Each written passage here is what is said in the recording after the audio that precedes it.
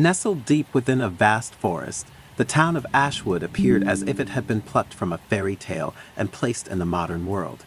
Quaint cottages with thatched roofs lined cobblestone streets, and ancient trees loomed over the town, their branches weaving a natural canopy. The town's charm was undeniable, with its picturesque landscapes and a close-knit community where everyone knew each other. But beneath this idyllic surface lay a dark and chilling secret, known only to those who had lived in Ashwood for generations. Every 40 years, like clockwork, a dense fog descended upon the town, bringing with it an eerie silence and an unsettling atmosphere. The fog wasn't the usual mist that rose from the ground on cold mornings. This was a fog so thick and impenetrable that it swallowed sound and light, leaving Ashwood in a ghostly twilight. The fog was always accompanied by a sense of dread, as if the town itself held its breath, waiting for something terrible to happen. The legend of the fog had been passed down through generations, whispered among the townsfolk as a cautionary tale. It was said that many years ago, Ashwood was founded by a group of settlers who sought refuge from the chaos of the outside world. They lived peacefully until one of the settlers, a woman named Elara, was accused of witchcraft. Fearful of her powers, the townspeople betrayed her, casting her out into the forest. It was said that with her dying breath, Elara cursed Ashwood, vowing that every 40 years, the fog would return to claim those who had betrayed her. Over the centuries, the fog had become an infamous part of Ashwood's identity. Many believed it was merely a superstition, a story to scare children into behaving. However, there were those who knew better, those who had lost loved ones to the fog and seen the unexplainable horrors it brought. The fog was not just a legend, it was a grim reality for the people of Ashwood. The last occurrence of the fog had happened 40 years ago, and it was still fresh in the memories of the town's elders. On that fateful night, the Hawthorne family had vanished without a trace. They were a family of 4, Mr. and Mrs. Hawthorne and their 2 young children. No one knew what had happened to them, but the next morning their house was empty, and the fog had lifted. The only clue was a series of strange symbols drawn on the walls of their home, symbols that no one could decipher. The Hawthornes were never seen again, and the town mourned their loss, shrouded in fear and mystery. As the date of the fog's return approached, the atmosphere in Ashwood grew tense. The town's population had changed over the years, with newcomers who were skeptical of the old legends. Yet the closer the date came, the more palpable the fear became, spreading like a shadow over the town. The older residents prepared for the worst, recalling the stories of those who had vanished and the eerie occurrences that accompanied the fog. Whispers of precautions and superstitions circulated, placing salt at doorways, lighting candles to ward off spirits, and staying indoors during the fog. The town's mayor, a descendant of one of the founding families, even organized a town meeting to discuss safety measures, though most knew these were futile against the mysterious fog. As the fateful day neared, a group of 4 friends, Tom, Emily, Jake, and Sarah, decided they would not be frightened into hiding. They were young, curious, and eager to prove that the fog was nothing more than an old wives' tale. With modern technology and a thirst for adventure, they planned to document the phenomenon and uncover the truth behind the legend. Little did they know, this year's fog would be different. This year, the fog would not just be a silent observer, but an active participant in their lives.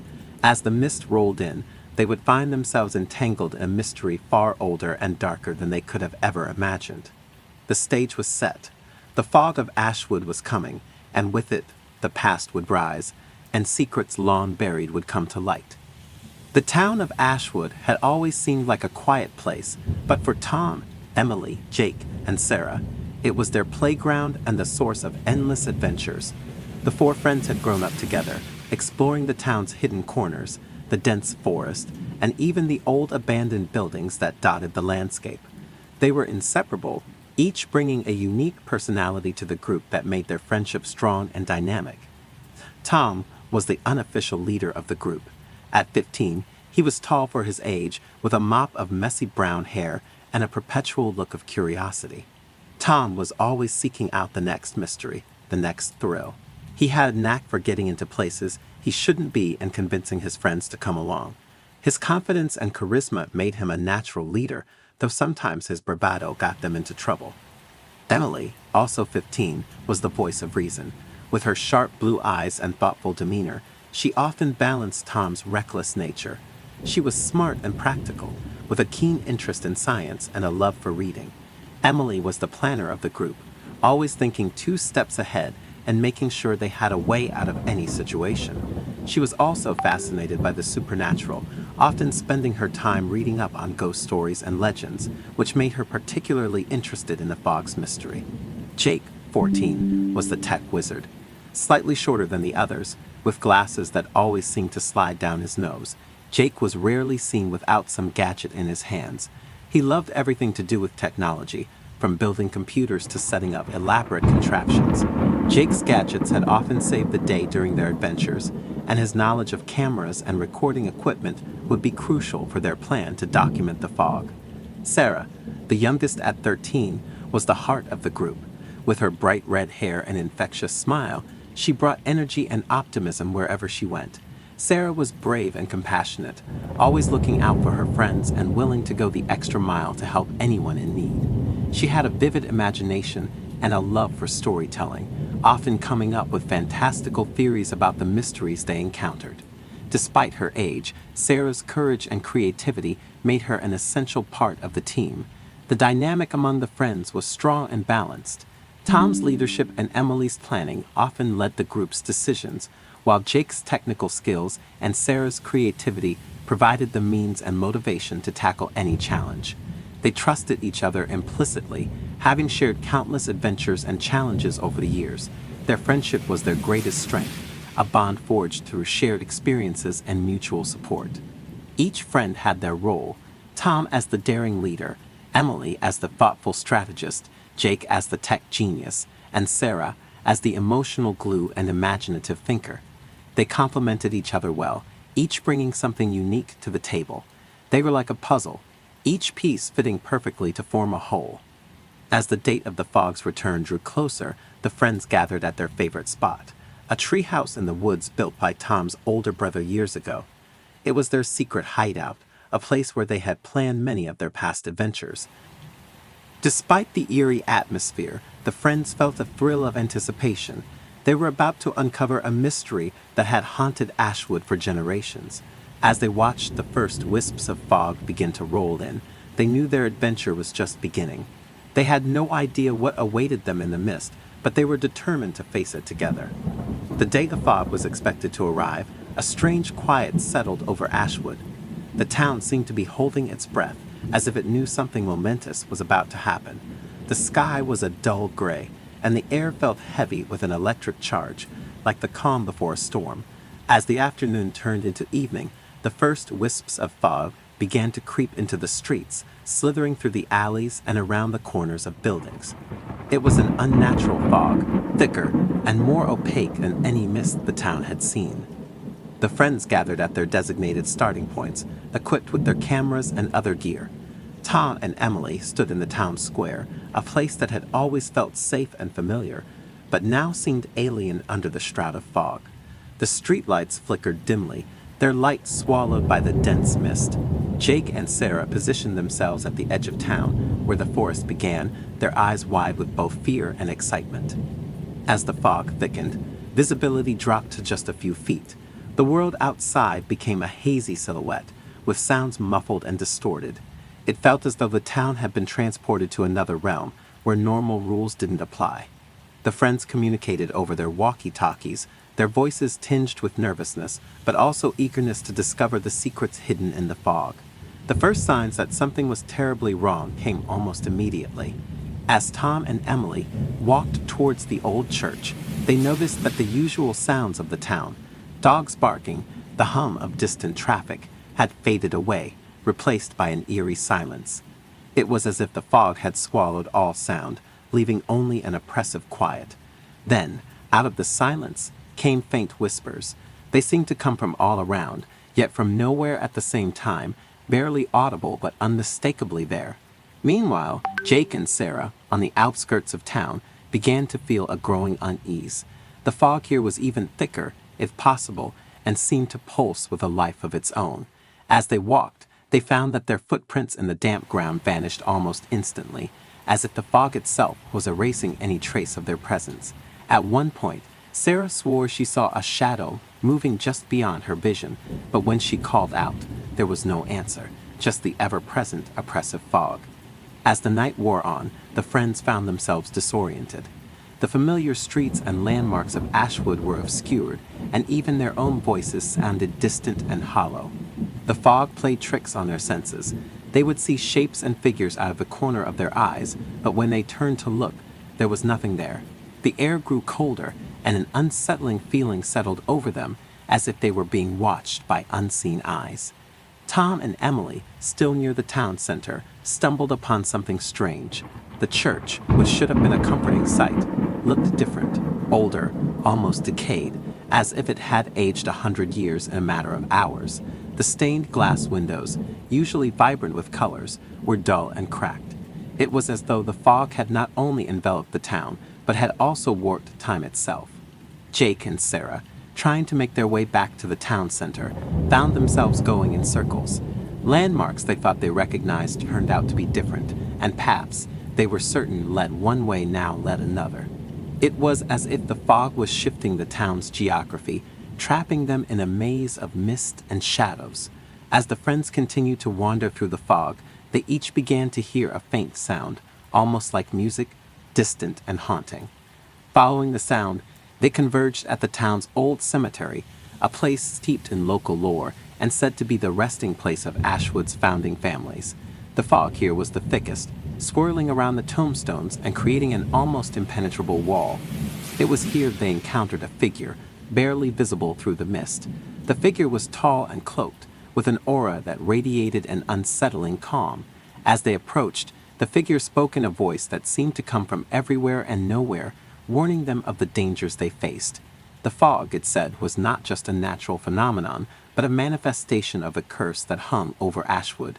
The figure spoke of the betrayal that had led to the curse of Ilara, the accused witch, and of the fog's purpose, to claim the souls of the guilty and the curious alike. Before they could ask any more questions, the figure faded into the mist, leaving the friends with more questions than answers. The encounter left them shaken, but also determined. They realized they were now a part of the very legend they had sought to explore. The fog was not just a backdrop to their adventure. It was an active participant, drawing them deeper into its mysteries. The encounter with the mysterious figure had left the friends with an urgent need to find answers. They regrouped at the old cemetery, which, even without the fog, had always been a place that exuded an air of mystery and foreboding. Now it felt like the very heart of the town's dark history. Tom, feeling a chill run down his spine, suggested they search the old caretaker's cottage, a small, weathered building on the cemetery grounds. Inside, they found dusty shelves lined with ancient books and scrolls, seemingly untouched for years. Emily, with her love for reading and research, immediately began to sift through them. It wasn't long before she found an old journal, its pages yellowed and fragile. The journal belonged to the cemetery's former caretaker, who had kept detailed records of the town's history and the strange events that occurred every 40 years. As they read through the journal, the friends uncovered the truth about the fog. It was indeed a manifestation of a curse placed on the town by Ilara, the woman accused of witchcraft. According to the caretaker's writings, Ilara had been unjustly accused by the town's founders, who feared her knowledge of herbs and healing. In a fit of paranoia, they had driven her into the woods, where she supposedly perished. However, with her last breath, she cursed the town, vowing that the fog would come every 40 years to exact revenge on those who wronged her. The journal also detailed previous disappearances, confirming the friends' fears. People vanished, not randomly, but those who either had a connection to the town's founding families or those who sought to uncover the truth about the fog. The caretaker had also noted strange symbols appearing around town, similar to those found in the Hawthorne family home. These symbols were a warning, a sign of the fog's impending return and its dark intentions. As they pieced together the caretaker's notes and their own observations, the friends realized that the curse was far more than just a story. The fog acted as a veil, separating Ashwood from the rest of the world and allowing the spirits trapped within to roam freely. These spirits were the souls of those taken by the fog over the centuries, including Ilara herself. Bound by her curse, they could not rest until justice was served. Emily found a particularly disturbing entry that suggested the fog had the power to manipulate time and space, explaining why the town seemed different under its influence. It was as if the fog brought the past and present together, allowing the events of long ago to replay themselves. This explained the strange changes in the town's landscape and the eerie feeling of being watched. The journal also hinted at a possible way to break the curse, though it was not detailed. It mentioned a ritual that required confronting the source of the curse, facing one's deepest fears, and performing an act of true compassion and forgiveness. However, the exact steps were unclear, leaving the friends with more questions than answers. As they absorbed this new information, the friends began to notice the fog growing thicker and colder. Strange shapes and shadows moved within it, and they could hear faint voices, whispers of those who had vanished over the years. It became clear that they were not alone. The spirits of the lost were watching them, perhaps guiding them, or maybe warning them. Tom, trying to stay brave, suggested they split up to cover more ground and find the symbols or anything else that might help them understand the ritual. Jake and Sarah headed towards the oldest part of the cemetery, where many of the founding families were buried, while Tom and Emily stayed near the caretaker's cottage, searching for more clues. As Jake and Sarah walked among the old, crumbling tombstones, they began to feel a strange presence. The air grew colder, and the fog seemed to whisper around them. Suddenly, they saw figures emerging from the mist, ghostly apparitions of people in old-fashioned clothing, their faces pale and eyes hollow. Sarah, despite her usual courage, felt a wave of fear wash over her, but Jake, fascinated by the spectral figures, moved closer, trying to communicate.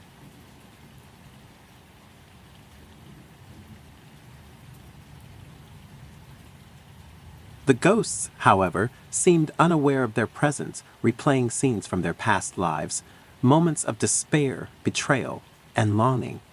It was as if the fog had trapped them in an endless loop, reliving their final moments. One ghost, a young woman clutching a child, caught Sarah's eye. She felt a strange connection to the spirit, who seemed to look directly at her, silently pleading for help. Sarah, moved by the apparition's sadness, realized that these spirits were victims, not villains, and that breaking the curse might set them free.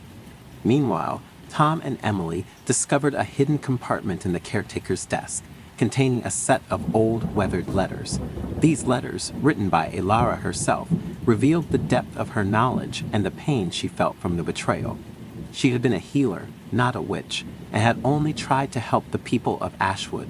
The letters detailed the ritual to break the curse, emphasizing the need for the descendants of those who had wronged her to acknowledge their ancestors' actions and seek forgiveness. It dawned on the friends that the curse was not just about the fog or the disappearances. It was about the town's history and the need to confront its past. The fog was a manifestation of guilt and unspoken truths, and to lift it, they would need to bring these truths to light and seek reconciliation. As they regrouped and shared their discoveries, the friends understood that they were not just facing a supernatural event, but also a moral and emotional challenge. They had to confront the town's dark history and the pain it had caused. With the fog growing ever thicker and more malevolent, they knew they had little time left. They would have to perform the ritual and confront the source of the curse before the night ended, or they too might become part of Ashwood's tragic legacy. The friends steeled themselves for the task ahead, knowing that what they were about to face would test their courage and resolve like never before. The haunted past of Ashwood was about to come crashing into the present, and they were the only ones who could stop the cycle of fear and vengeance. With the knowledge of the curse and the ritual needed to break it, the friends knew they had to act quickly. The fog was not only a physical manifestation, but also a catalyst for the spirits trapped in its midst. As they felt the presence of these restless souls growing stronger, they understood that time was running out. The town was like a ticking clock, counting down to a moment when the fog would swallow everything. Tom took charge, his usual confidence bolstered by a sense of urgency. The group needed to perform the ritual before dawn, or they might never escape the fog's grasp. They gathered the items they believed necessary: the caretaker's journal, Elara's letters, and a few candles they found in the cottage. Emily, using her analytical skills, pieced together the ritual steps from the fragmented instructions in the letters. It involved lighting the candles at specific spots around the town and reciting a plea for forgiveness and reconciliation. The ritual also required them to face their own fears and regrets, a personal trial for each member of the group. It wasn't just about appeasing the spirits, it was about confronting the truth within themselves and the town's history. They decided to split up to cover the locations faster, despite the increased risk. Tom and Emily would head to the town square, the symbolic heart of Ashwood, while Jake and Sarah would go to the forest's edge, where the fog seemed thickest. As the friends ventured out, the fog seemed to react to their presence, thickening and swirling more aggressively. The once quiet streets of Ashwood now echoed with strange, unsettling noises, creaking wood, distant screams, and ghostly whispers. The fog's influence felt almost sentient, as if it were trying to thwart their efforts. Tom and Emily reached the town square, where they were to place the first candle. The square, usually a lively place, was now eerily silent, with the fog creating a ghostly veil over everything. As they lit the candle, Tom suddenly felt a cold hand on his shoulder. He turned to see a spectral figure, an old man with sorrowful eyes. The ghost began to speak, recounting a tale of betrayal and loss, his voice filled with bitterness. Tom realized this was one of the founders, a man who had condemned Ilara. The spirit accused Tom of being just like his ancestors, arrogant and unrepentant. Tom, struggling with fear and guilt, had to convince the spirit that he was different, that he sought to make amends. Meanwhile, Emily faced her own challenge. She saw a vision of her family's past, a dark secret that had been kept from her. Her ancestors were among those who had falsely accused Ilara, driven by greed and fear. Emily felt the weight of this revelation, but she also saw an opportunity to break the cycle of guilt and blame. She spoke to the apparition, expressing genuine sorrow and a desire for reconciliation. The spirit seemed to soften, and the candle's flame grew brighter, signaling the first step toward breaking the curse. Jake and Sarah faced their own trials in the forest. The fog was so thick here that they could barely see each other. As they placed their candle, they were suddenly surrounded by a chorus of ghostly voices. The spirits appeared, reenacting scenes of their past lives, filled with pain and despair. Jake, always the skeptic, was confronted by a vision of himself, isolated, surrounded by his gadgets but disconnected from the world. The fog showed him his fear of being alone, his reliance on technology as a shield against real emotions. Sarah, on the other hand, faced a different challenge. She was confronted by the ghostly image of a young girl, perhaps a reflection of herself. The girl, a victim of the town's historical injustice, represented the innocence lost through the town's actions. Sarah had to confront her own fear of failing to help others, her compassion sometimes making her vulnerable. She reassured the spirit that they were there to help, to set things right. As the friends faced these challenges, they began to understand that the fog's true power lay in its ability to exploit their deepest fears and insecurities. But by acknowledging these fears and facing them head-on, they could weaken the fog's grip. With each candle lit and each spirit confronted, the fog seemed to recoil, as if losing its hold on the town. With the final candles placed and the spirits appeased, the friends regrouped at the cemetery, the site of the final confrontation. The air was thick with tension and the whispers of countless voices. They knew that the ritual was not yet complete. They still had to confront the source of the curse, the spirit of Ilara herself. As they entered the cemetery, the fog parted to reveal a spectral figure standing by an ancient weathered tombstone. It was Ilara, her presence both imposing and sorrowful. She looked upon the friends with eyes that held centuries of pain and anger. The air grew colder, and the fog swirled around them, as if waiting for the final act. Ilara spoke, her voice echoing with a mixture of sadness and bitterness. She recounted her unjust treatment, the betrayal, and the curse she had placed on the town. But beneath her anger, there was a longing for peace, a desire to end the cycle of vengeance. The friends realized that to break the curse, they had to show genuine remorse and a willingness to make amends, not just for themselves, but on behalf of the entire town. Tom, stepping forward, spoke for the group. He expressed deep sorrow for what had happened to Ilara and acknowledged the town's failure to right the wrongs of the past. He offered their actions tonight as a gesture of reconciliation, a first step towards healing. The others joined in, their voices filled with sincerity and hope. Ilara's expression softened, and the fog began to lift slightly. The spirits surrounding them grew quieter, as if watching intently. But Ilara warned that true forgiveness could only come if the town itself acknowledged its history and sought to change. The friends promised to do everything in their power to make that happen, vowing to keep the memory of the night alive and to educate the town about its past. In a final act of compassion, Sarah stepped forward and offered a symbolic gesture, placing a single pure white flower at Ilara's feet, a sign of peace and renewal. Ilara looked at the flower, then at the friends, and nodded. The fog around them began to dissipate, the spirits fading into the night. As dawn approached, the friends stood in the cemetery, the first rays of sunlight breaking through the thinning mist. They had faced their fears, confronted the town's haunted past, and begun the process of reconciliation. The curse had been weakened, if not entirely lifted, and they knew their work was just beginning. They had a responsibility to share what they had learned and to help the town heal from its long-held secrets. Exhausted but triumphant, they left the cemetery, the weight of the night's events heavy on their shoulders. The fog had receded, revealing a town that looked the same but felt fundamentally changed.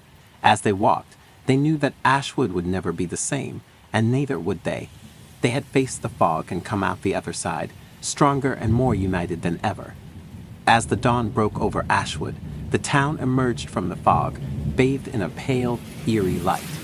The friends, standing in the cemetery, felt the weight of the night's events lift slightly, but they knew their task was not yet complete. The ritual had been partially successful. They had confronted the spirits and shown remorse, but the true breaking of the curse required more than just words. It demanded action and a commitment to change. The morning after the fog lifted, Ashwood felt like a different place. The events of the previous night had left a mark on the town and its people, but there was a sense of renewal in the air. As the friends walked through the now clear streets, they noticed that the townspeople were beginning to emerge from their homes, tentatively stepping outside to confirm that the fog was truly gone. The town buzzed with activity as news of the night's events spread. People were curious, and many approached the friends, asking what had happened. The group decided to share their experiences with the town, organizing a gathering at the town square where they recounted the story of Ilara, the curse, and the spirits they had encountered. They explained how they had performed the ritual and how it had seemingly lifted the curse. The response from the townspeople was mixed. Some were skeptical, finding the idea of a curse and spirits hard to believe. Others, especially the older residents who remembered the last appearance of the fog, felt a deep sense of relief and gratitude. The friends emphasized the importance of remembering the past and learning from it, urging the town to honor the memories of those who had been wronged and to work towards a future free of fear and superstition. As the days passed, the friends had time to reflect on their experience. They had faced something truly extraordinary, something that had changed them profoundly. Tom, who had always been confident and fearless, found a new appreciation for caution and humility. Emily's love for history and research deepened, but she also learned the value of empathy and understanding. Jake, the skeptic, became more open to the idea that not everything could be explained by science and technology. Sarah, always compassionate, grew even more determined to help others and ensure that history's darker moments were not repeated. They knew that the town's recovery would not be instantaneous. The events of that night had stirred up old fears and new questions. The friends decided to take on the role of unofficial historians and guardians of Ashwood's past, working to document the town's history and the stories of those who had been lost to the fog. They wanted to ensure that future generations would remember what had happened and why, so that the town could move forward without repeating the mistakes of the past. The friends' experiences led them to organize community events and discussions about the town's history and the importance of understanding and acknowledging it. They set up a small museum in the town hall dedicated to preserving the artifacts they had found, including the caretaker's journal and Ilara's letters. They also encouraged the townspeople to share their own stories and memories, creating a collective narrative that included everyone's perspectives. The museum became a focal point for the town, a place where people could learn about Ashwood's past and reflect on its future. It also served as a reminder of the power of community and the importance of facing the truth, no matter how uncomfortable it might be. The friends hoped that by preserving these memories, they could help Ashwood heal and grow stronger. As the friends continued their work, one question lingered in the back of their minds. Had they truly broken the curse, or had they merely appeased it for the time being? While the fog had lifted and the spirits seemed at peace, there was always the possibility that the town's dark history could resurface. The friends knew that their work was not done. They had to remain vigilant and committed to ensuring that Ashwood did not forget the lessons of its past. One evening, as they were closing up the museum, Sarah noticed a small patch of fog forming in the distance, near the edge of the forest. It was a stark reminder that the past could never be entirely erased, only understood and respected. The friends looked at each other, a silent agreement passing between them. They would continue their work, educating the town and preserving its history, knowing that the fog's final mystery might never be fully solved. As they walked home, they felt a sense of peace. They had faced their fears, confronted the town's haunted past, and emerged stronger for it. Ashwood was no longer just a town shrouded in mystery. It was a community with a story to tell, a story that the friends had become a part of. The fog had lifted, but its legacy would remain, a reminder of the power of truth, reconciliation, and the courage to face the unknown. And so the story of Ashwood and its fog became a tale passed down through the generations, not as a mere legend, but as a testament to the strength and resilience of a community willing to confront its past and work towards a better future. The friends, now seen as the town's guardians, continued to protect its history, knowing that the fog might return, but they would be ready.